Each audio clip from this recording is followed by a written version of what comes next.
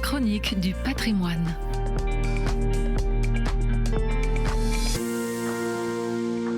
Bonjour à tous. Savez-vous que les églises bâties, rénovées et embellies par les chantiers du cardinal sont financées uniquement par des dons, des donations ou des legs? Aujourd'hui encore, c'est ainsi que l'on continue d'agir au service du patrimoine religieux en Île-de-France. À Maison-Alfort, la construction de la belle église Sainte-Agnès par les chantiers du cardinal en 1933 a été financée à 80% par un don de Fernand Moureau, directeur fondateur de la distillerie Suze. Elle sera solennellement inaugurée par le cardinal Verdier, créant ainsi dans ce quartier d'Alfort une nouvelle paroisse qui lui faisait tant défaut. Jacqueline, paroissienne de toujours, nous dit: je suis donatrice depuis 20 ans. J'ai décidé de faire un legs car j'ai découvert par hasard que les 3 églises qui ont compté dans ma vie ont été construites par les chantiers du cardinal.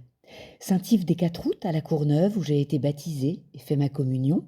Saint-Antoine de Padoue à Paris dans le 15e où je me suis mariée et baptisé nos 3 enfants. Et le Chœur Eucharistique de Jésus dans le 19e, quartier où j'ai pris ma retraite. C'est pour moi une façon de leur dire merci et surtout de les aider à continuer leur travail même quand je ne serai plus là. À Paris, dans le quartier pauvre que l'on appelait le Petit Charonne, en 1911 est bâtie la chapelle Sainte-Cécile. En 1932, la chapelle devenue trop petite, le cardinal Verdier décide de bâtir une église paroissiale.